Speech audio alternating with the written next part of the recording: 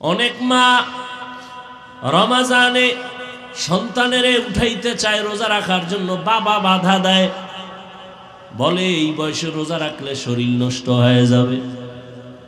ওই বাবারে পাইলে একটু জিজ্ঞাসা করতাম গলা দইরা, এই কপাল পরা বাবা, নিমক হারাম বাবা, তোমার সন্তান রোজা রাখলে তোমার সন্তানের চেহারাটা নষ্ট হয়ে যাবে। বলো মোবাইল চালাইয়া যে চেহারা নষ্ট করলো, এই চেহারা ভালো করবে তোমার কোন বাবায়? মোবাইল চালাইয়া নষ্ট করছে চেহারা, এতে দুঃখ নাই বাবা? রোজা রাখলে চেহারা নষ্ট হবে, এই দুঃখ বাবা। আল্লাহ হেদায়াত দান করুন। ভাইরা আমার, কিয়ামতের দিন হিসাবের কাঠগড়ায় দাঁড়ায় সব জবাব দিতে হবে।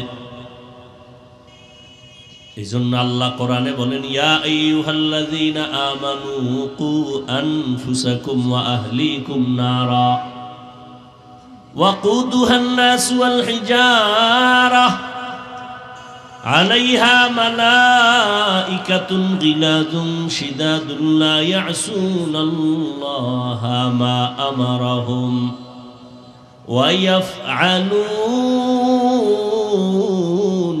মা ইউমারুন।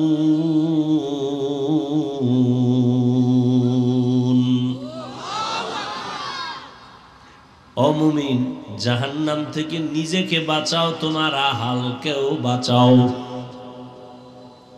ও মা বাবা, জাহান্নামের আগুন থেকে নিজেকে আগে বাঁচাবেন, তারপরে সন্তান আপনারা হালকে বাঁচাবেন। ও স্বামী, জাহান্নাম থেকে নিজেকে আগে বাঁচাবেন, তারপরে আপনারা হাল স্ত্রীকেও বাঁচাবেন।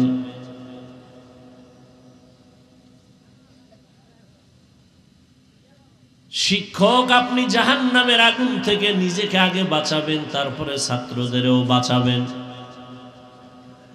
ইমাম ও খতিব জাহান্নামের আগুন থেকে নিজেকে বাঁচাবেন, আপনার আহাল মুসল্লিদেরকেও বাঁচানোর চেষ্টা করবেন। আল্লাহ আয়াতে বলেছেন, ইয়া আইয়ুহাল্লাযীনা আমানুত্তাকুল্লাহা হাক্কা তুকাতিহ। ও মুমিন, আল্লাহকে ভয় করো, ভয় করার মতো হক আদায় করে। সাহাবায়ে কেরাম এই বাণী শুইনা পেরেশান হয়ে গেলেন। আল্লাহ যত বড়, ওই পরিমাণ হক আদায় করে ভয় করা কারো দ্বারা সম্ভব না। নবীজির কাছে বললেন, রহমতের নবী বললেন, ঠিকই তো সম্ভব না। নবীও পেরেশান হয়ে গেলেন। আল্লাহ নতুন ভাবে আবার আয়াত নিয়ে জিবরাইল আমিনকে পাঠায় দিলেন, নবীরে জানায় দাও। আল্লাহ বলছেন, ইত্তাকিল্লাহা মাস্তাতাতুম, হক আদায় করে ভয় করার প্রয়োজন নাই, বরং আল্লাহ যে বড়, তোমার সাধ্য মতো তুমি আল্লাহকে ভয় করো। আমি যদি আপনাদের জিজ্ঞাসা করি, আপনারা কারা কারা আল্লাহকে ভয় করবেন বা করেন, আমার মনে হয় ময়দানের সবাই হাত উঁচু করে বলবে আমরা ভয় করি। অথচ এখানে এমন আল্লাহর বান্দা বসে আছেন, আজকে ফজর পড়েন নাই, জোহর পড়েন নাই, আসর পড়েন নাই, মাগরিব পড়েন নাই, এশাও পড়েন নাই, নাই এরকম কেউ? সেও বলে আমি আল্লাহকে ভয় করি। আমরা টুপি দাড়ি ঠিক রাইখা বলি আল্লাহকে ভয় করি। আপনি নামাজ রোজা বাদ দিয়া বলেন আল্লাহরে ভয় করি। দুই ভয় কি সমান? না। একজনের সাপ ভয় পায়, সাপ, তার ব্যাখ্যা কি সে সাপ দেখলে ধরবে? ধরবে না। বরং আসলেই যে সাপরে ভয় পায়, সে এমন ভাবে ভয় করবে যে সাপ যেখানে থাকার সম্ভাবনা আছে ওখানেও যাবে না। আসলেই যে সাপের ভয় পায়, ঘুমের মধ্যে সাপ সাপ করে মাঝে মাঝে চিৎকার দেয়। সন্তান মা বাবারে ভয় পায়, এই কারণে মা বাবার সামনে সন্তান অন্যায় করে না, শাস্তির ভয়। ছাত্র শিক্ষকের ভয় পায়, শিক্ষকের সামনে ছাত্র অন্যায় করে না, শাস্তির ভয়। ঠিক এই দুনিয়ায় যে বা যারা আল্লাহকে ভয় করবেন, গলায় ছুরি লাগবে, দাড়ির মধ্যে অস্ত্র লাগাবে না।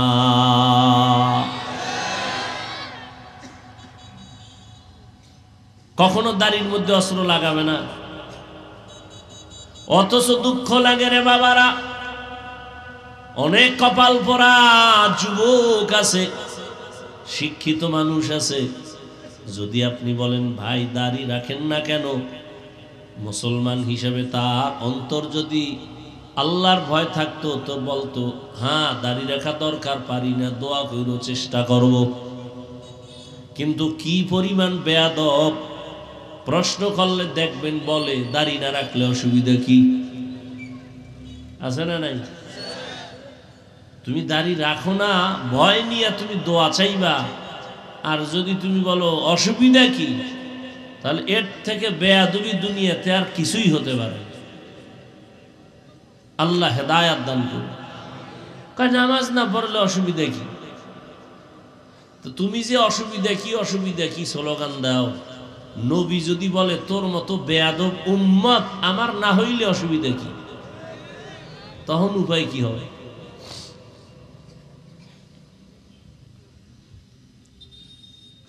অথচ একজনের ঘটনা আমি দেখছি, দাড়ির উপরে এত গুরুত্ব।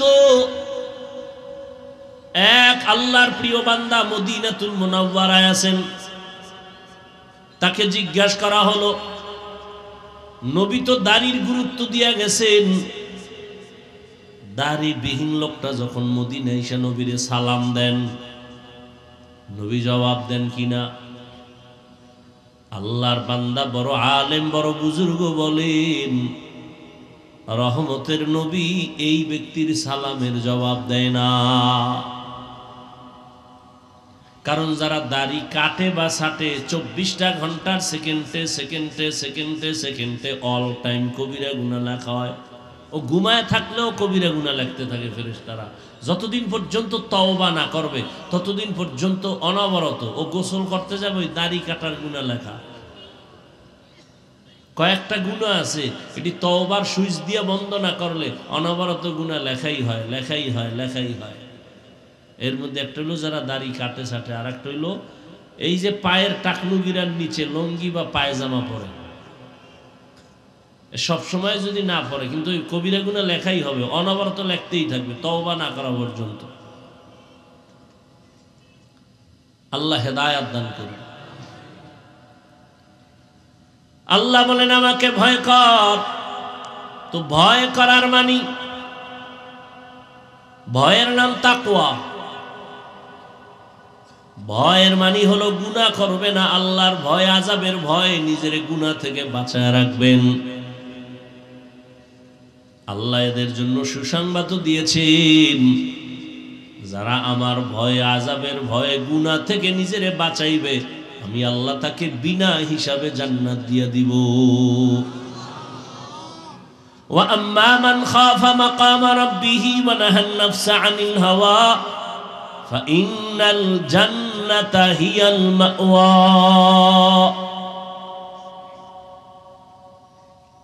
দ্বিতীয় আল্লাহ আদেশ দিলেন মুসলমান না হয়ে মরবি না, ওয়ালা তামুতুন্না ইল্লা ওয়া আনতুম মুসলিমুন।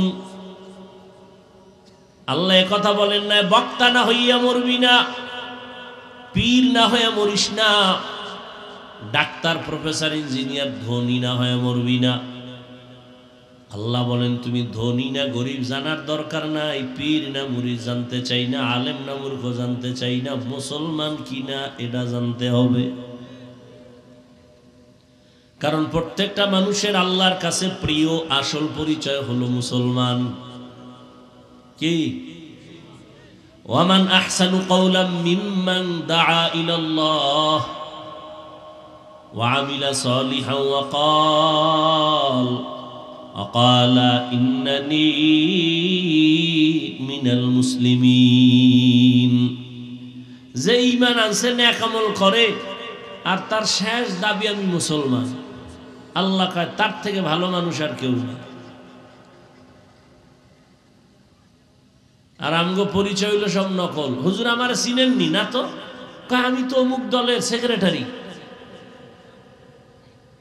তোমার সেক্রেটারির এই সার্টিফিকেটে জান্নাত দিবে? আমি অমুক জায়গার সভাপতি, কোনো লাভ হবে না।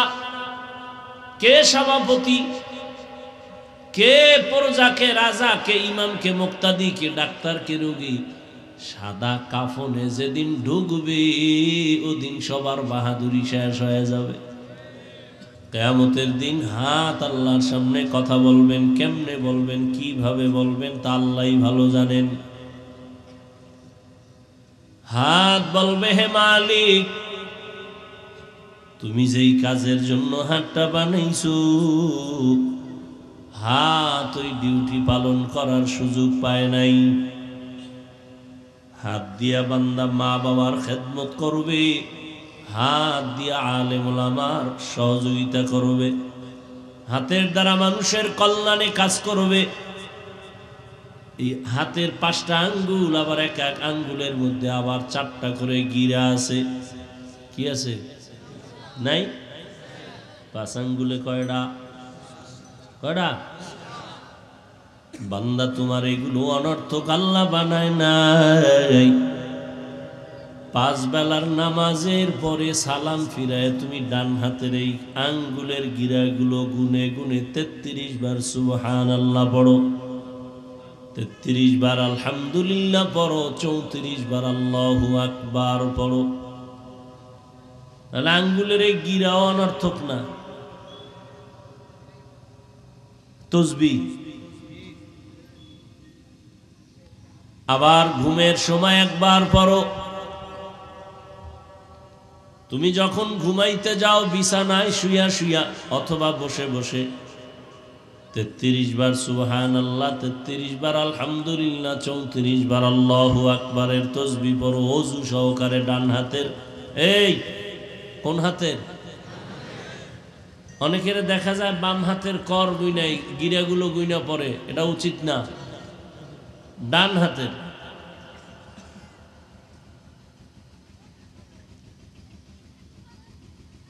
বলে ডান হাত তো মাথায় দিয়ে কি পরে আর এই আঙ্গুলে গুনে। হ্যাঁ,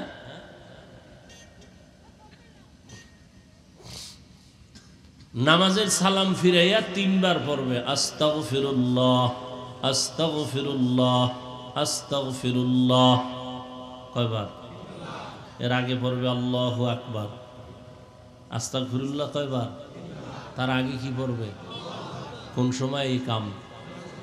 সালাম ফিরানোর সাথে সাথে আসসালামু আলাইকুম ওয়া রাহমাতুল্লাহ, আসসালামু আলাইকুম ওয়া রাহমাতুল্লাহ। সালাম ফিরাইতো ওই গাল যেন পিছের লোকে দেখে এই পরিমাণ ফিরাইতে হইব। এরম একটা দিলাম, এরম একটা দিলাম হবে না। পুরা ডান দিকে এভাবে গাল যেন পিছন থেকে দেখা যায়।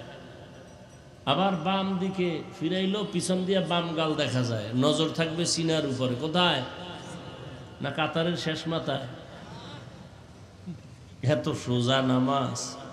এই জন্য তো নামাজ পড়ে বিড়ি টানে, নামাজ পড়েও গাঞ্জা খায়, নামাজ পড়ে ইয়াবা খায়, নামাজ পড়ে মাইয়া লইয়া আড্ডা দেয়, নামাজ পড়ে আবার সুদ খায়, ঘুষ খায়, মদ পান করে।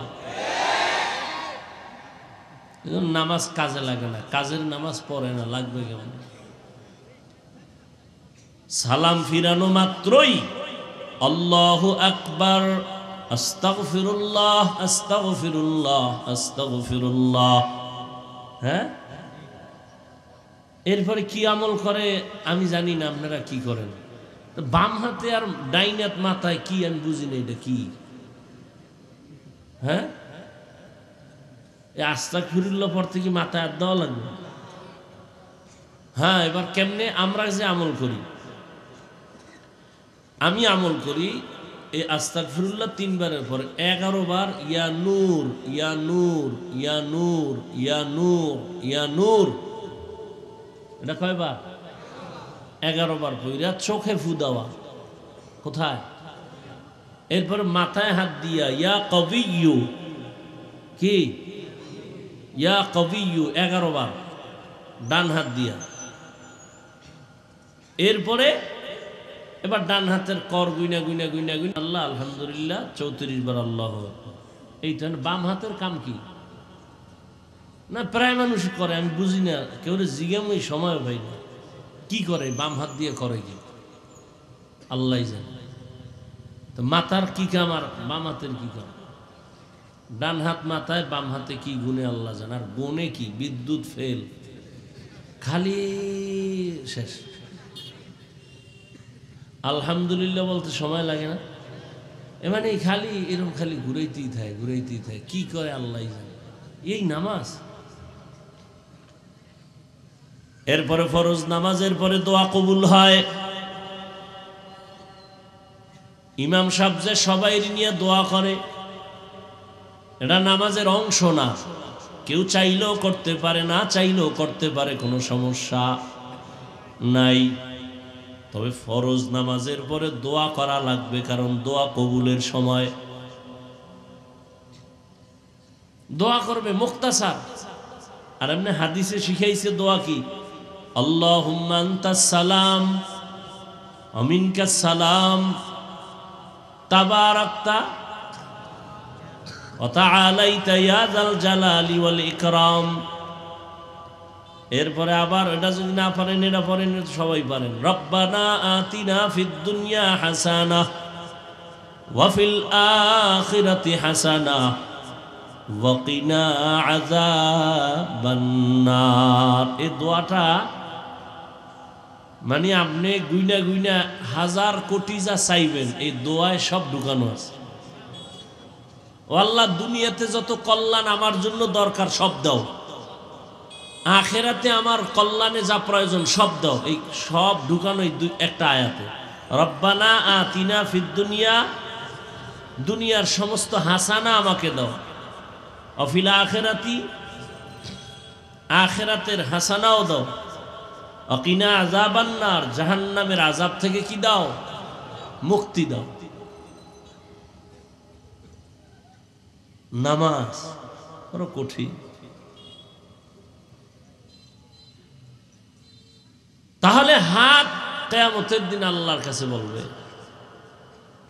আল্লাহ হাত দিয়ে আঙ্গুল টেনে টেনে কোরআন পড়বে, পড়ে নাই। এই হাত দিয়া তোমার কাছে চাইবে, চায় নাই। এই হাত দিয়া মা বাবার খেদমত করবে, করে নাই। বরং আঙ্গুল দিয়া ফেসবুকে আলেমের বিরুদ্ধে, কোরআনের বিরুদ্ধে, দ্বীনের বিরুদ্ধে, ইসলামের বিরুদ্ধে লেখালেখি করত। এরকম বেয়াদব নাই? চোখ আল্লাহর কাছে বলবে, আয় আল্লাহ, তুমি যা দেখতে বলেছো দেখো নাই।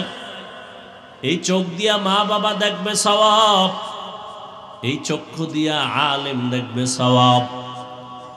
এই চক্ষু দ্বারা বান্দা কোরআন শরীফ তাকায় তাকায় দেখবে সওয়াব। এই চোখ দিয়া বাইতুল্লাহ তাকায় তাকায় দেখবে সওয়াব। মা বাবারও মোহব্বতে দেখে নাই, আলেমরেও দেখে নাই, কোরআন দেখে নাই, কাবা দেখে নাই। বরং দরওয়াজা জানালা বন্ধ করে সারাটা রাত মোবাইলটার সামনে নিয়ে কবিরা গুনাহ, কবিরা গুনাহ, কবিরা গুনাহ করে করে দেখে দেখে রাত কাটাইছে। সারা রাত এই মোবাইল। আল্লাহ যদি মোবাইলের কারণে 50,000 মানুষকে ঠাডা দিয়ে মারে, এরপরেই জাতি মোবাইল ছাড়বে না। মরছে তো কয়েকটা, মোবাইল ব্রাস্ট হয়ে গেছে, মরে গেছে, এরপরও কি মোবাইল ছাড়ছে? এই জাতির কপাল বড় খারাপ হয়ে গেছে। মা ছাড়বে, বাবা ছাড়বে, দুনিয়া ছাড়বে, মোবাইল ছাড়বে না। এই যে আমি বলতেছি, প্রয়োজনে বলবে বক্তা বাদ দাও, আমাকে মোবাইলের আকাম বাদ দেওয়া যাবে না। কি বাহাদুরের মতো আপনারা বসে আছেন মোবাইলওয়ালারা, না? অথচ একবারও কি এই যুবক চিন্তা করছো তোর চেহারার মধ্যে কোনো নূর নাই? একবারও ভাবছো? তুমি তো ভাবতেছো তোমাকে খুব প্রিন্স লাগে না, তোমার অনুমানের চেয়েও খারাপ লাগে। তোমার খবর আছে? সারা রাত্র কবিরা গুনাহ করছো না, কেউ দেখে নাই, কে দেখছেন? সারা রাত তুই মোবাইলে গুনাহ করছো, কেউ দেখে নাই, তোর মাও দেখে নাই। ওই গুনাহ করার আসর চেহারার মধ্যে উঠে পড়ছে। চেহারার মধ্যে আলো নাই, উজ্জ্বলতা নাই, মায়া নাই। একটা যুবকের চেহারা দিয়ে তাকাইলে তো মায়া আসবে। তোমার চেহারা কুৎসিত কেন? মায়া আসে না কেন তাকাইলে? তোমার চেহারার নূর কোথায়? শুধু কি তাই, এই মোবাইলের কারণে তোমার কিডনি ড্যামেজ হয়ে গেছে, তোমার খবর আছে? এই মোবাইল দেখার কারণে তোমার চোখের পাওয়ার কমতেছে, তোমার খবর আছে? আমি যা বলতেছি কি হাসির কথা বলতেছি? তো বেলাজার মতো হাসো কেন?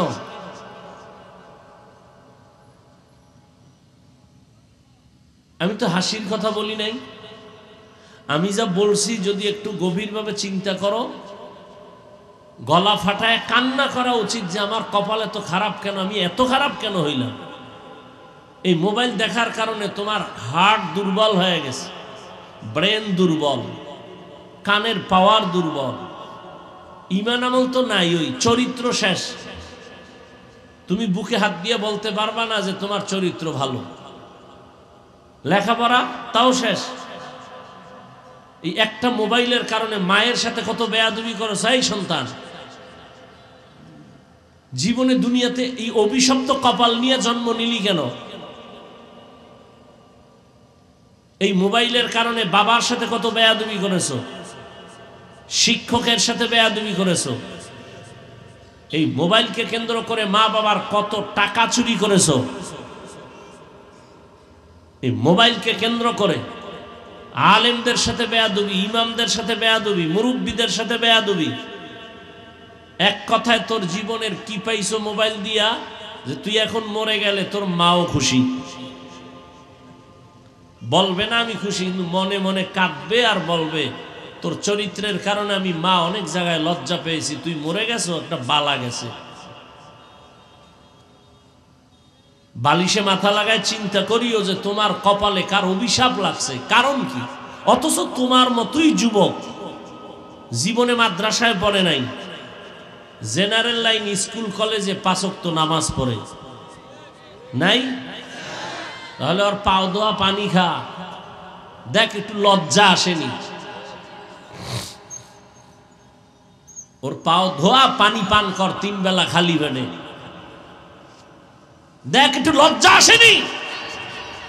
নিমক হারাম কোথাকার। জীবনটা বেয়াদবি করতে করতে নষ্ট হয়ে যাচ্ছ। যে তোমার কল্যাণ চায় তুমি তাকে গালি দিতেছ। সারাটা রাত ঘরে ঘরে কবিরা গুনার প্র্যাকটিস চলে।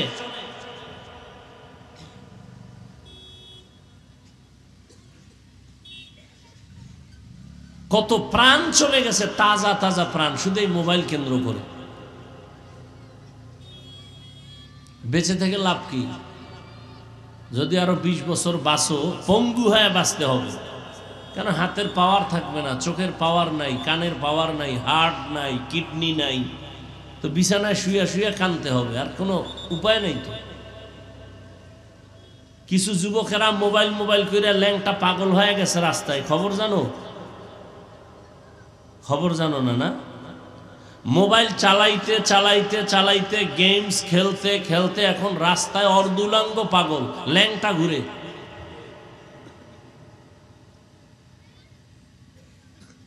শুধু মোবাইল, ফ্রি ফায়ার গেমস, আরো কি কি করতে করতে পাগল হয়ে গেছে। কত বাচ্চার খবর আমার কাছে আছে যে বাচ্চাগুলো বাবা মায় মোবাইল দিছে, ওই মোবাইল দেখতে দেখতে এখন মাও বলে না, বাবাও বলে না, কথাই বলে না। আমার জানা মতে, আমার কাছে যে কয়টা খবর আছে,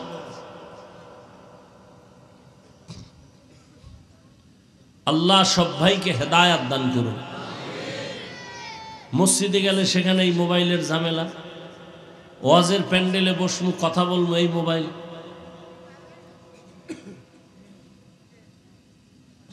কেন মোবাইলটা এখানে আনতে হবে, কেন হাতে উঠাইতে হবে, কেন? এখানে মোবাইলের কোনো কাজ নেই। এখানে অন্তরকে পরিশুদ্ধ করে বয়ান শোনা, তওবা করা, কান্না করা, এই কাজ, অন্য কাজ নেই। মোবাইল তোমার জন্য বাধা। মা বাবা সন্তানের মাঝখানে পর্দা ফেলছে এই মোবাইল। স্বামী আর স্ত্রীর মাঝখানে ঝগড়ার প্রাচীর মোবাইল। কত সন্তানকে ফেলে মা দৌড়। বাবা পরকিয়া করে, সন্তানের চিন্তা করে না, এই মোবাইল না। ওই লোকটা আসলে বিয়া করতো না, কোন মেয়ের সাথে কথা বলতে না বলতেই মোবাইল দিয়ে সে এখন নিজের আপন স্ত্রী বাদ দিয়া অন্য মহিলার পেছনে দৌড়ায়। শেষ পর্যন্ত কি হইল, ওই স্ত্রীও তাকে ভালো জানে না, আগের জন্য ভালো জানে না। শেষ পর্যন্ত হয়তো গলায় ফাঁস দেয়, না হয় জেলখানায় যায়, মামলা হয়ে যায়। মাঝখানে আর কষ্টে মরে কারা? দুই সাইডের সন্তানগুলো নিঃশ্বাস ফেলে। সন্তানের হক আদায়ের খবর নাই, স্ত্রীর হক আদায়ের খবর নাই।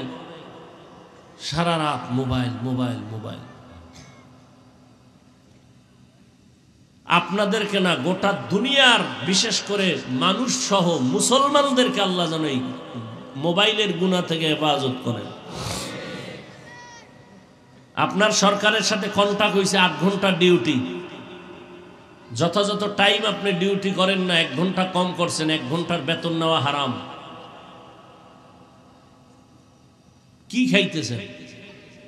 এমনি তো দইরা হারাম খান, আর নিজের হালাল টাকাটারও হারাম বানাই ফেলতেছেন, খবর নাই। এত সোজা আল্লাহর জান্নাত পাওয়া? কত যুবক স্কুলে পড়ে, কলেজে পড়ে, এক বেলার নামাজ ছাড়ে না। তুমি পারো না কেন বাবা?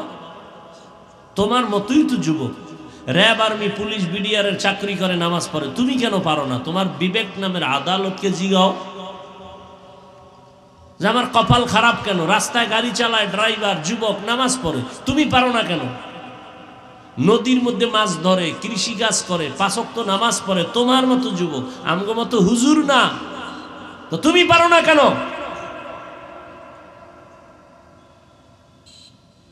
আর কোনো তোমার জন্য ওয়াজ নাই, এটা আসল ওয়াজ। একটাই ওয়াজ, যে আমার লাইনের যুবক যদি স্কুল কলেজে থেকেও নামাজ পড়ে, আমি কেন পারি না? এটা তোমার জীবনের বড় ওয়াজ, আর কোনো ওয়াজ নেই।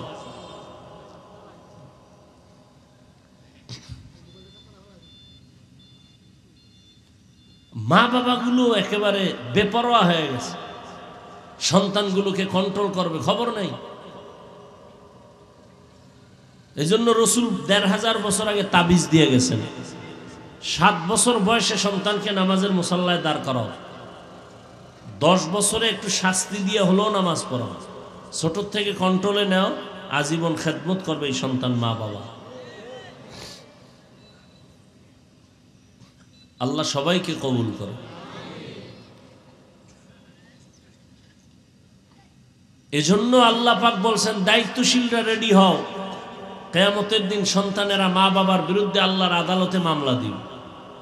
এই যুবক, নামাজ পড়ো না কেন? বলবে আল্লাহ আমার আব্বা আম্মা আমাকে নামাজ শিখায় নেই, মুরব্বীরা আমাকে নামাজের তালিম দেয় নাই। স্পষ্ট বলে দিবে, রব্বানা ইন্না আতানা সাদাতানা ওয়া কুবারানা ফাআদাল্লুনা সাবিলা। আমার রব, আমার মুরব্বী যারা অভিভাবক, আমাকে নামাজের দাওয়াত দেয় নাই, আমাকে রোজার দাওয়াত দেয় নাই। দোকানে যাইয়া আমার আম্মাকে আমার আব্বা টেলিফোন করেছেন, এই সন্তান কি এখনো ঘুমায়? নাস্তা করাইছুনি? কয় না। আমার আব্বা যান নাস্তা করছি কিনা খবর নিছে, কিন্তু ফজরের নামাজ পড়ছি কিনা বাবা আম্মাকে একবারও জিজ্ঞাসা করে নাই। অনেক মা রমজানে সন্তানেরে উঠাইতে চায় রোজা রাখার জন্য, বাবা বাধা দেয়, বলে এই বয়সে রোজা রাখলে শরীর নষ্ট হয়ে যাবে। ওই বাবারে পাইলে একটু জিজ্ঞাসা করতাম গলা দইরা, এই কপাল পরা বাবা, নিমক হারাম বাবা, তোমার সন্তান রোজা রাখলে তোমার সন্তানের চেহারাটা নষ্ট হয়ে যাবে।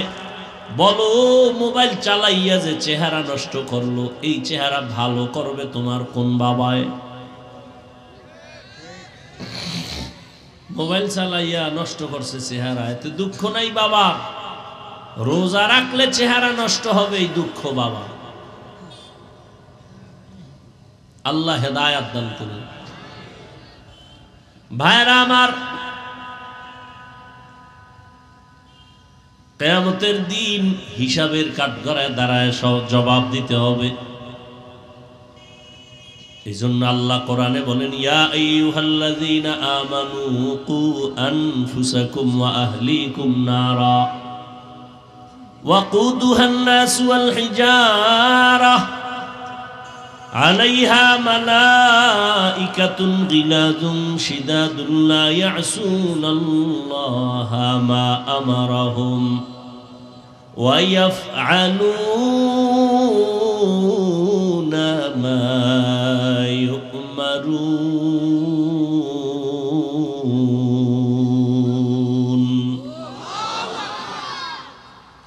ও মুমিন, জাহান্নাম থেকে নিজেকে বাঁচাও, তোমার আহালকেও বাঁচাও।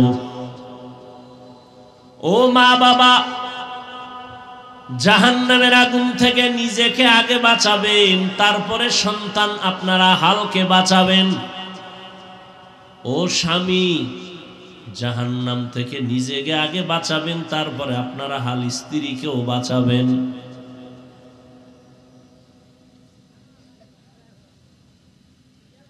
শিক্ষক, আপনি জাহান্নামের আগুন থেকে নিজেকে আগে বাঁচাবেন, তারপরে ছাত্রদেরও বাঁচাবেন। ইমাম ও খতিব জাহান্নামের আগুন থেকে নিজেকে বাঁচাবেন, আপনার আহাল মুসল্লিদেরকেও বাঁচানোর চেষ্টা করবেন। আল্লাহ আয়াতে বলেছেন, ইয়া আইয়ুহাল্লাযীনা আমানুত্তাকুল্লাহা হাক্কা তুকাতিহ। ও মুমিন, আল্লাহকে ভয় করো, ভয় করার মতো হক আদায় করে। সাহাবায়ে কেরাম এই বাণী শুইনা পেরেশান হয়ে গেলেন। আল্লাহ যত বড়, ওই পরিমাণ হক আদায় করে ভয় করা কারো দ্বারা সম্ভব না। নবীজির কাছে বললেন, রহমতের নবী বললেন, ঠিকই তো সম্ভব না। নবীও পেরেশান হয়ে গেলেন। আল্লাহ নতুন ভাবে আবার আয়াত নিয়ে জিবরাইল আমিনকে পাঠায় দিলেন, নবীরে জানায় দাও। আল্লাহ বলছেন, ইত্তাকিল্লাহা মাস্তাতাতুম, হক আদায় করে ভয় করার প্রয়োজন নাই, বরং আল্লাহ যে বড়, তোমার সাধ্য মতো তুমি আল্লাহকে ভয় করো। আমি যদি আপনাদের জিজ্ঞাসা করি, আপনারা কারা কারা আল্লাহকে ভয় করবেন বা করেন, আমার মনে হয় ময়দানের সবাই হাত উঁচু করে বলবে আমরা ভয় করি। অথচ এখানে এমন আল্লাহর বান্দা বসে আছেন, আজকে ফজর পড়েন নাই, জোহর পড়েন নাই, আসর পড়েন নাই, মাগরিব পড়েন নাই, এশাও পড়েন নাই, নাই এরকম কেউ? সেও বলে আমি আল্লাহকে ভয় করি। আমরা টুপি দাড়ি ঠিক রাইখা বলি আল্লাহকে ভয় করি। আপনি নামাজ রোজা বাদ দিয়া বলেন আল্লাহরে ভয় করি। দুই ভয় কি সমান? না। একজনের সাপ ভয় পায়, সাপ, তার ব্যাখ্যা কি সে সাপ দেখলে ধরবে? ধরবে না। বরং আসলেই যে সাপরে ভয় পায়, সে এমন ভাবে ভয় করবে যে সাপ যেখানে থাকার সম্ভাবনা আছে ওখানেও যাবে না। আসলেই যে সাপের ভয় পায়, ঘুমের মধ্যে সাপ সাপ করে মাঝে মাঝে চিৎকার দেয়। সন্তান মা বাবারে ভয় পায়, এই কারণে মা বাবার সামনে সন্তান অন্যায় করে না, শাস্তির ভয়। ছাত্র শিক্ষকের ভয় পায়, শিক্ষকের সামনে ছাত্র অন্যায় করে না, শাস্তির ভয়। ঠিক এই দুনিয়ায় যে বা যারা আল্লাহকে ভয় করবেন, গলায় ছুরি লাগবে, দাড়ির মধ্যে অস্ত্র লাগাবে না।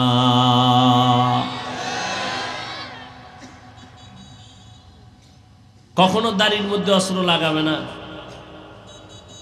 অথচ দুঃখ লাগে রে বাবারা, অনেক কপাল পোড়া যুবক আছে, শিক্ষিত মানুষ আছে, যদি আপনি বলেন ভাই দাড়ি রাখেন না কেন, মুসলমান হিসেবে তার অন্তর যদি আল্লাহর ভয় থাকতো তো বলতো হ্যাঁ দাড়ি রাখা দরকার, পারি না, দোয়া কইর, চেষ্টা করব। কিন্তু কি পরিমাণ বেয়াদব, প্রশ্ন করলে দেখবেন বলে দাড়ি না রাখলে অসুবিধা কি আছে না নাই? তুমি দাড়ি রাখো না ভয় নিয়ে তুমি দোয়া চাইবা, আর যদি তুমি বলো অসুবিধা কি, তাহলে এর থেকে বেয়াদবি দুনিয়াতে আর কিছুই হতে পারে। আল্লাহ হেদায়াত দান করুন। কারণ নামাজ না পড়লে অসুবিধা কি? তো তুমি যে অসুবিধা কি স্লোগান দাও, নবী যদি বলে তোর মতো বেয়াদব উম্মত আমার না হইলে অসুবিধা কি, তখন উপায় কি হবে?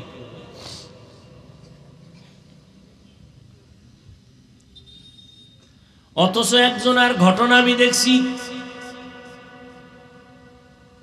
দাড়ির উপরে এত গুরুত্ব। এক আল্লাহর প্রিয় বান্দা মদিনাতুল মুনাওয়ারায় আছেন, তাকে জিজ্ঞাসা করা হলো, নবী তো দাড়ির গুরুত্ব দিয়া গেছেন, দাড়িবিহীন লোকটা যখন মদিনায় এসে নবীরে সালাম দেন, নবী জবাব দেন কিনা? আল্লাহর বান্দা বড় আলেম, বড় বুজুর্গ বলেন, রহমতের নবী এই ব্যক্তির সালামের জবাব দেয় না। কারণ যারা দাড়ি কাটে বা ছাটে 24টা ঘন্টার সেকেন্ডে অল টাইম কবিরা গুনাহ লেখা হয়। ও ঘুমায় থাকলেও কবিরা গুনাহ লিখতে থাকে ফেরেশতারা। যতদিন পর্যন্ত তওবা না করবে ততদিন পর্যন্ত অনবরত ও গোসল করতে যাবে ওই দাড়ি কাটার গুনাহ লেখা। কয়েকটা গুনাহ আছে এটি তওবার সুইচ দিয়ে বন্ধ না করলে অনবরত গুনাহ লেখাই হয়। এর মধ্যে একটা হলো যারা দাড়ি কাটে ছাটে, আর একটা হইলো এই যে পায়ের টাকনু গিরার নিচে লঙ্গি বা পায়জামা পরে, সব সময় যদি না পড়ে কিন্তু ওই কবিরা গুনাহ লেখাই হবে, অনবরত লিখতেই থাকবে তওবা না করা পর্যন্ত। আল্লাহ হেদায়াত দান করুন। আল্লাহ বলেন আমাকে ভয় কর। তো ভয় করার মানি, ভয়ের নাম তাকওয়া। ভয়ের মানি হলো গুনাহ করবে না, আল্লাহর ভয়, আযাবের ভয়, নিজের গুনাহ থেকে বাঁচায় রাখবেন। আল্লাহ এদের জন্য সুসংবাদ দিয়েছেন, যারা আমার ভয়, আযাবের ভয়, গুনাহ থেকে নিজেরে বাঁচাইবে, আমি আল্লাহ তাকে বিনা হিসাবে জান্নাত দিয়ে দিব। ওয়া আম্মা মান খাফা মাকাম রাব্বিহি ওয়া নাহান নাফসা আনিল হাওয়া ফাইন্নাল জান্নাতা হিয়াল মাওয়া।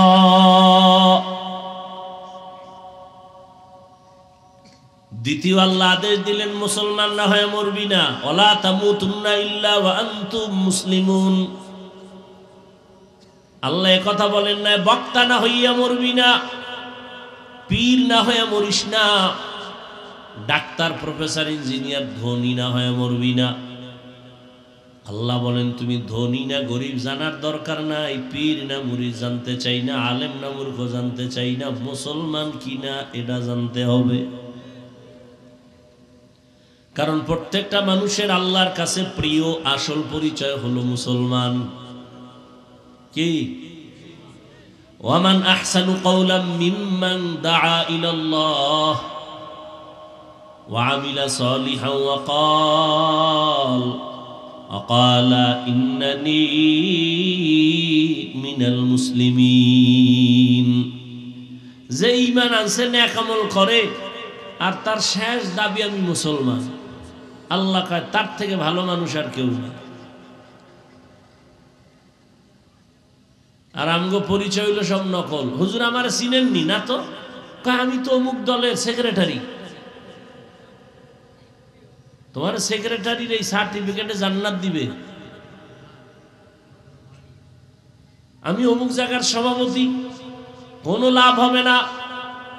কে সভাপতি, কে প্রজা, কে রাজা, কে ইমাম, কে মুক্তাদি, কে ডাক্তার, কে রোগী, সাদা কাফনে যেদিন ঢুকবে ওদিন সবার বাহাদুরি শেষ হয়ে যাবে। সভাপতির লাশ আর সদস্যর লাশ কি আলাদা হবে না? কাফনের উপরে লেখা থাকবে সভাপতি, লেখা থাকবে। তো কে সভাপতি, কে সদস্য, কে গরিব, কে ধনী, এটি নিয়ে আমরা এখন এত পারাপারি করি কেন? মুসলমান না হইয়া মরিও না। এখন প্রশ্ন হলো, এখানে আমরা যারা সবাই তো মুসলমান। না না, তুমি দাবি করো মুসলমান, আসলে এখনো খাঁটি মুসলমান হতে পারো নাই। মুসলমান কারে বলে? ইসলাম শব্দ থেকে মুসলিম, সেখান থেকে বহুবচন মুসলমান। ইসলাম শব্দের অর্থ হলো আনুগত্য করা। কি অর্থ? আনুগত্য করা। যে আনুগত্য করে তার নাম মুসলিম। যে ব্যক্তি আল্লাহর কাছে নিজের সব কিছু ছাইরা আল্লাহর কথা মানার উপরে আনুগত্য হয়ে যায়, ও আল্লাহ আমার আলাদা কোনো মত নাই, পথ নাই, তোমার দেওয়া পথ আর মতই আমার পথ, আমার কোনো ব্যক্তিগত আদর্শ নাই, মদিনাওয়ালা নবীর আদর্শটাই আমার আদর্শ। আমি আমার নিজের মন মতো খানা খাবো না, নবীর তরিকায় খাবো। জুতা পরা আমার নিজের কোনো তরিকা নাই, নবীর তরিকাই আমার তরিকা। আমি বাথরুমে যাই, আমার কোনো সিস্টেম নাই, নবীর সিস্টেমটাই আমার সিস্টেম। আমি বাথরুমে যাব বাম পা দিয়া, টুপি পইরা যাব বা মাথা ঢেকে যাব, খালি পায়ে যাব না। নবীর তরিকাই মানি, দুনিয়ায় কল্যাণ, পরকালেও জান্নাত। মুসলমান মানে আনুগত্যকারী। এখন আনুগত্যকারী তো হতে পারি নাই। যে ব্যক্তি আল্লাহর কাছে আনুগত্য করবে ওই বান্দা কখনো গুনাহ করবে না। অতএব গুনাহ থেকে নিজেকে বাঁচানোই হলো খাঁটি মুসলমান হওয়ার একমাত্র পথ। গুনাহ থেকে বাঁচবেন কেমনে? পিছনের একটা অংশ গেছে গিয়ে জীবনের গুনাহ সহ, সামনে আর একটা জীবন আসতেছে, ওইটা গুনাহ হতে পারে, হয় না এখনো। পেছনের যে গুনাহ হয়ে গেল, এখান থেকে পবিত্র হওয়ার একমাত্র মেডিসিন হলো তওবা, ইস্তেগফার। সামনের জীবনে যেন আমার দ্বারা কোনো গুনাহ না হয়, হাতের গুনাহ, চোখের গুনাহ, পায়ের গুনাহ, অন্তরের গুনাহ, সেজন্য আলাদা আর একটা মেডিসিন লাগবে, ওটার নাম তাকওয়া, আল্লাহর ভয়। আর এই দোনোটা যদি বান্দা নিজের মধ্যে নিতে হয়, এই দুনিয়ায় বর্তমানে আল্লাহর খাস উলামায়ে কেরাম যারা আল্লাহওয়ালা, যারা, তাদের নেক নজর ছাড়া সম্ভব হবে না। আল্লাহওয়ালাদের নেক নজর লাগবেই, উলামায়ে কেরামের সোহবত লাগবেই, না হয় তার দুনিয়াও বরবাদ, আখিরাতও বরবাদ। আল্লাহর প্রিয় বান্দাদের নেক নজরের মধ্যে আলাদা পাওয়ার আছে।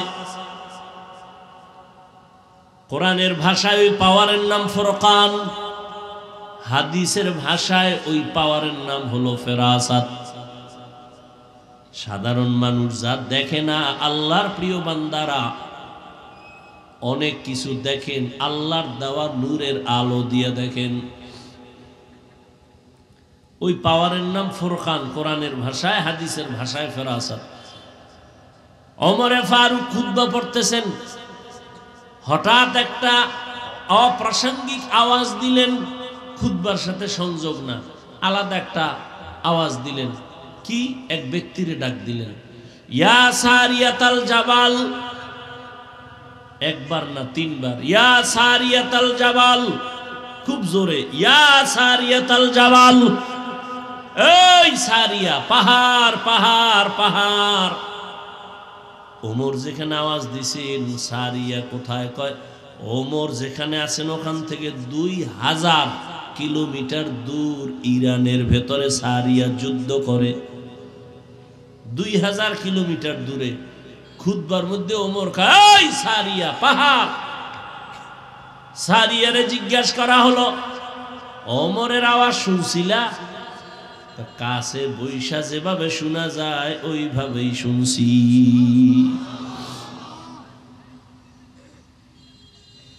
এই জন্য আল্লাহর প্রিয় বান্দা উলামায়ে কেরাম, আল্লাহ ওয়ালা, এদের নেক নজর ছাড়া জীবন ধন্য করা সম্ভব না। ভালো ডাক্তার হতে চাইলে লেখাপড়াই শেষ না, অভিজ্ঞ ডাক্তারের কাছে সময় লাগানো লাগে। কি ভালো রাজমিস্ত্রি হইতে চাইলে হট কইরা হওয়া যায় না, একজন রাজমিস্ত্রির কাছে গিয়ে যোগালি হইয়া কাজ করা লাগে, সময় দেওয়া লাগে। কি একজন ভালো ইঞ্জিনিয়ার যদি কেউ হতে চায়, সারা দুনিয়ার বিশ্ববিদ্যালয় থেকেও যদি পড়ে হবে না, একজন অভিজ্ঞ ইঞ্জিনিয়ার বড় তার স্মরণে তার সময় দিয়ে তার কাছে থাইকা বড় হতে হয়। দুনিয়ার লাইনে বড় হতে হলে বড়দের কাছে যেতে হয়, আখেরাতের লাইনে নিজে নিজে পণ্ডিত বড় হবেন এত সোজা?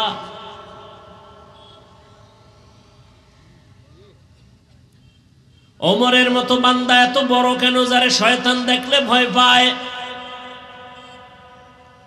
রহমতের নবীর নেক নজর লাগছে, এই জন্য ওমরের দাম বেড়ে গেছে। আল্লাহওয়ালাদের নেক নজর যার মধ্যে লাগবে সে স্বর্ণের মতো দামি হয়ে যাবে, স্বর্ণের মতো দামি। শোনেন, দুনিয়াওয়ালারা মানুষের সম্মানের চেয়ারে বসাইতে গেলে যোগ্যতা খুঁজে। কি যোগ্যতা আছে চেয়ারে বসার? আর আল্লাহ কয়, আমি যারা চেয়ারে বসাবো আমি যোগ্যতা খুঁজি না, আমি রাস্তার এক রিক্সা ড্রাইভারের ধইরা বসাইয়া যোগ্যতা দিয়ে দিই। তবে আমার নিয়ম হইল এই কলবটা গুণামুক্ত থাকা লাগে। আমি আল্লাহ ধনী না আলেম দেখি না, আমি দেখি কলব পরিষ্কার। যার কলবটা স্বচ্ছ আমি তারে চমকায় দিই, দুনিয়াতেই চমকায় দিই।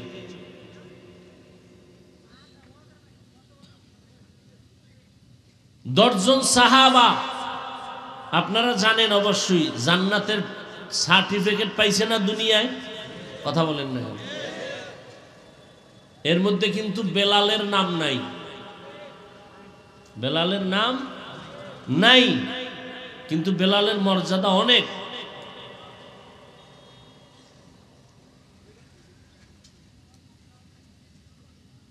ওই তো আল্লাহ যাকে সম্মান দেন। মক্কার পাশে বৈশা রহমতের নবী কথা বলতেছিলেন। মক্কার বড় বড় লিডার, নবীর উদ্দেশ্য হলো যদি দিনের পথে আসে তো ইসলামের লাভ। নবী এক ধ্যানে তাদের সাথে কথা বলতেছেন, বুঝাইতেছেন। পেছনে একজন লাঠি লইয়া আসছে, এক সাহাবী অন্ধ। আইসা দেখেন নবী ব্যস্ত, আস্তে হালকা একটা সালাম দিয়া ও এক কোনায় যায় বয়ে রয়েছে। নবী ওদিকে সালাম শুনছে ঠিক, কিন্তু আর খেয়াল এই মাথাওয়ালা বড় বড় লিডার, আর ওই সাহাবি চুপচাপ বইয়ে রয়েছে, অন্ধ, গরিব, জীর্ণ শীর্ণ চেহারা, পোশাক। আল্লাহ কায় জিব্রাইল কোরআন শরীফের আয়াত লয়ে যাও তো নবীর কাছে। জিব্রাইল আমিন নবীর সামনে আসলেন আর আয়াত শুনায় দিলেন, আবাসা ওয়া তাওয়াল্লা আন জাআহুল আ'মা। আয়াত দিয়ে নবী তো চমকায় গেছে। কি? আল্লাহ কয় ওই আমা, ওই যে অন্ধ, এই মাথাওয়ালা লিডারের কোনো দাম আমার কাছে নাই, ওই অন্ধ সাহাবী গরিব আমার কাছে বড় দামি। নবী আপনি ওদিকে যান, এই বাদ্দানিটি আমার কোনো কামে লাগবে না, এটি আর আপনার সময় লস করতেছে, আপনি ওরে সময় দেন। আয়াত নাজিল হয়ে গেছে সাহাবীর শানে। যতদিন পর্যন্ত ওই সাহাবী জিন্দা ছিল, নবী ততদিন পর্যন্ত নিজের চাদর বিছায় দিতেন, বসো, তোমার নামে কোরআন থেকে আয়াত আসছে, আমার আল্লাহ পাঠাইছেন, তুমি দামি হয়ে গেছে। এবার বুঝেন, চেহারা সুন্দর, দামি, হ্যাঁ, বহু শিক্ষিত, কি লাভ হবে শিক্ষার ডিগ্রি নিয়ে? বহু শিক্ষিত আমাদের নজরে দেখি, চোখের সামনে টাটকা নাস্তিক, অনেক শিক্ষিত আছে, আল্লাহ মানে না, নবী মানে না, কি হবে শিক্ষা দিয়া?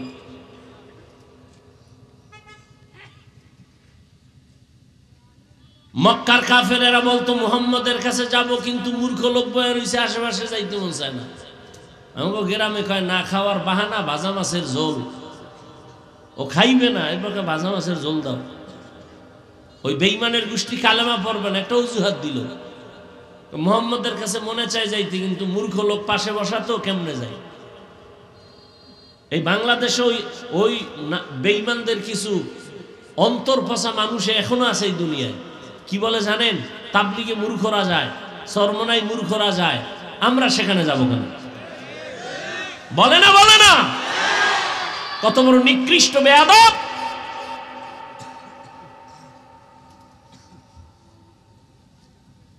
তোমার সর্বোচ্চ শিক্ষিত লোক নামাজ পড়ে না, সুদ খায়, ঘুষ খায়, নেশা করে, এর থেকে হাজার কোটি গুণ ভালো রিকশা ড্রাইভার নামাজি।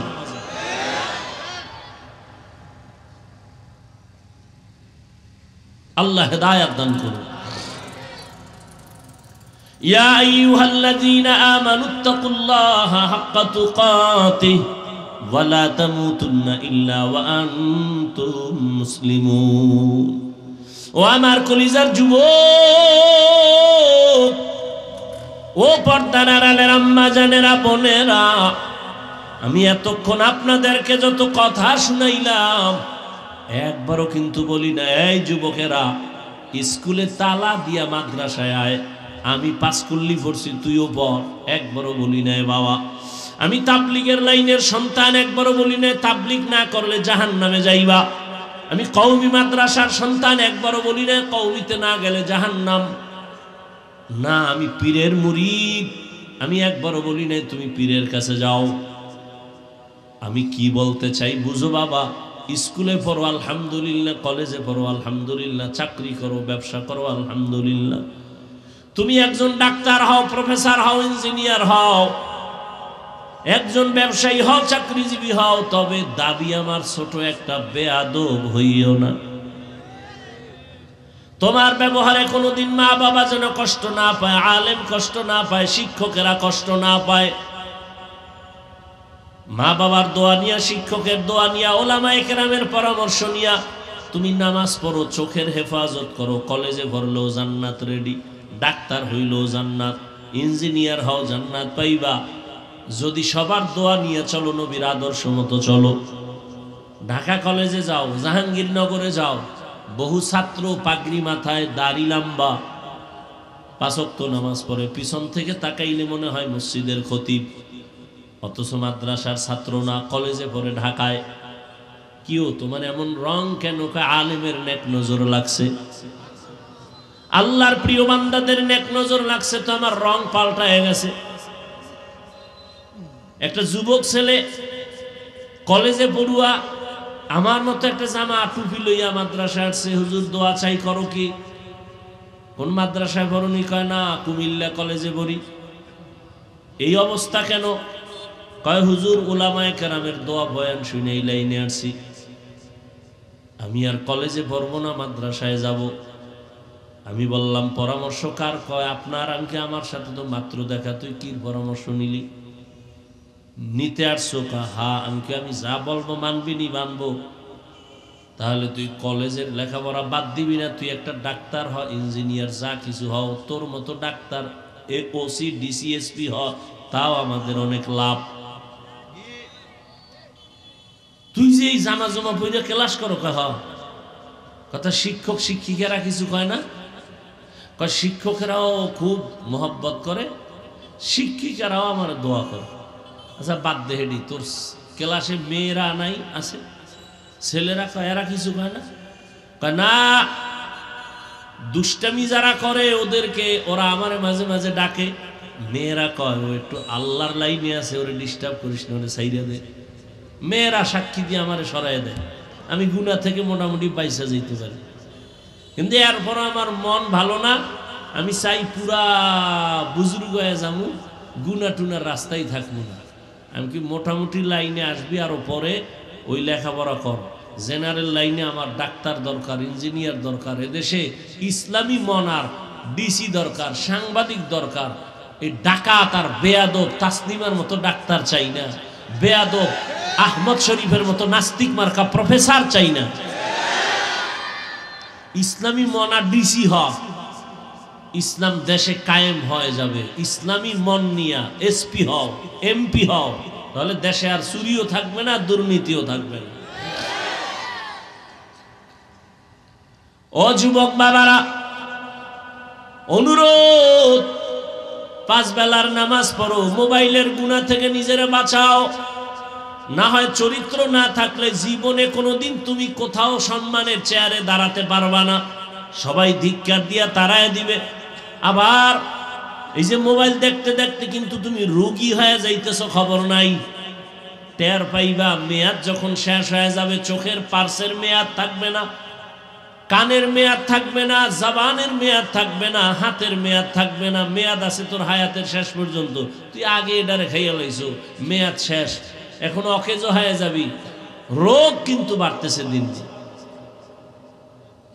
এখনো সময় আছে, গুনাহ থেকে বাঁচো, নিজের কল্যাণের জন্য নামাজ পড়ো, মা বাবার দোয়া নাও, শিক্ষকের দোয়া নাও, আলেমের পরামর্শ নাও, পেছনের গুনাহ থেকে তওবা করো। পর্দার আড়ালের মা বোনেরা, আপনাদের মতো কত মা কত বোন এই এলাকায় এখনো আছে, পর্দা করে, নামাজ পড়ে, স্বামীর মালের খেয়ানত করে না, মোবাইলে চরিত্র বিক্রি করে না। এরে আম্মা জানেরা, আপনারা কেন পারেন না? এখনো সময় আছে, তওবা করেন। আদর্শ সন্তানের মা হইয়া কবরে যান, সন্তানটাকে আদর্শ ডাক্তার বানায় যাইয়েন, আদর্শ ইঞ্জিনিয়ার প্রফেসর বানান, আদর্শ ব্যবসায়ী, আদর্শ চাকরিজীবী হন। যারা আদর্শ ব্যবসায়ী হবে, এরা দোকানে লাগবে না, বিক্রি করা মাল ফেরত নেওয়া হয় না। যারা আদর্শবান ব্যবসায়ী হবে, তারা লাগবে অবশ্যই বিক্রি করা মাল ফেরত নেওয়া হয়। যারা লেখে হয় না, এরা ধোঁকাবাজ, এরা কাস্টমারের ধোঁকা দেয়। আর যারা লেখে বিক্রি করা মাল ফেরত নেওয়া হয়, আর কাস্টমারের মিথ্যা কথা বলে না। আজান হয়ে গেছে, নামাজে দাঁড়ায়, নবী বলে, এই ব্যবসায়ী, আমি মুহাম্মদের সাথে একসাথে জান্নাতে থাকবি, রেডি থাক। তাহলে ব্যবসা করে জান্নাত পাওয়া যাবে? রাস্তা আছে তো। ডাক্তারি পড়তে গিয়া জান্নাতের রাস্তা আছে। কেন গ্রহণ করেন না? কি পাইছেন? কারে পাইছেন? কি জন্য দাড়ি কাটছেন? কার পিছনে ঘুরে নামাজ ছাড়ছেন? কই গেল কই বাহাদুরেরা? সাদ্দাম কই? গাদ্দাফি কই? বুশ কই? ফেরাউন কই? নমরুদ কই? চোখের সামনে আপনারা দেখতেছেন না, আর কেমনে বুঝাইতাম? কোটিপতি কই? 10 তলা বিল্ডিং এর মালিক কই? ওইটাও দেখবেন, আবার নিজের চিন্তাও করবেন যে আপনি যে জুলুম টুলুম যদি করেন, চুরি টুরি করেন, তা আপনিও দেখবেন হঠাৎ বিল্ডিং থাকবে, আপনি নেই। হ্যাঁ, আপনিও রেডি থাকেন গাট্টিটা গোল কইরা, যে আকাম করতেছেন ফিডা কোনো মাফ নাই। কারণ এখনো ওলামায়ে কেরাম সজাগ। ওলামায়ে কেরাম ক্ষমতার জন্য আন্দোলন করে না, জালেমের বিরুদ্ধে আন্দোলন করে।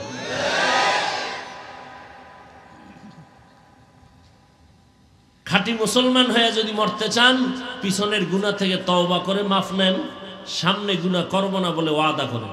নামাজ ছাড়বো না, দাড়ি কাটবো না, বেপরদায় চলবো না, মা বাবার সাথে বেয়াদবি করব না, আলেমদের সাথে বেয়াদবি করব না, শিক্ষকের সাথে করব না, নবীজির আদর্শ নিয়ে চলবো।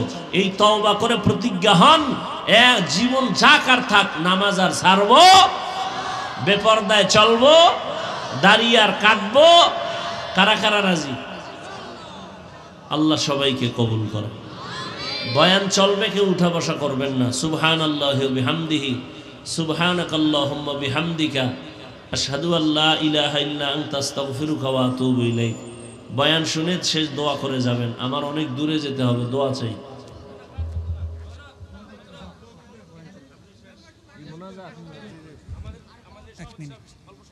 আলহামদুলিল্লাহি রাব্বিল আলামিন, والصلاة والسلام على سيد الأنبياء والمرسلين وعلى آله وأصحابه أجمعين يا أرحم الراحمين يا أرحم الراحمين يا أرحم الراحمين رب ارحمهما كما ربياني صغيرا اللهم إنك عفو كريم تحب العفو فاعف عنا ইয়া আল্লাহ, মাহফিল কবুল করে নেন, আয়োজনকারী সহযোগিতাকারীদের কবুল করে নেন।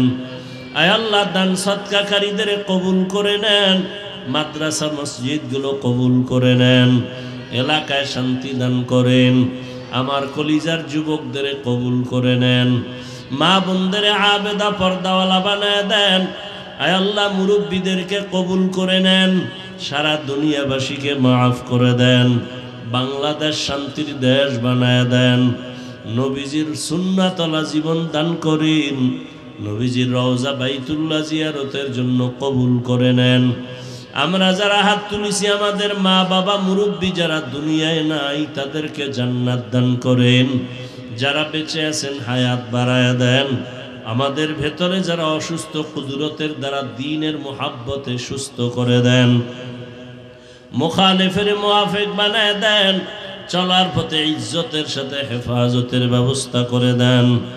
আয় আল্লাহ, উলামায়ে আহলে হকের বন্ধু বানায় দেন, গুনাহ মুক্ত জীবন দান করেন, তাকওয়াওয়ালা জিন্দেগি দান করেন, খাঁটি মুসলমান হইয়া কবরে যাওয়ার মতো কবুল করে তৌফিক দান করেন। নবীজির মুহাব্বতে আমাদের দোয়া কবুল করে নেন। সাল্লাল্লাহু তাআলা আলা খাইরি খালকিহি মুহাম্মাদ ওয়া আলিহি ওয়া আসহাবিহি আজমাইন বিরহমাতিকা ইয়া আরহামার রাহিমিন। সাক্ষাতের জন্য কেউ সামনে দাঁড়া।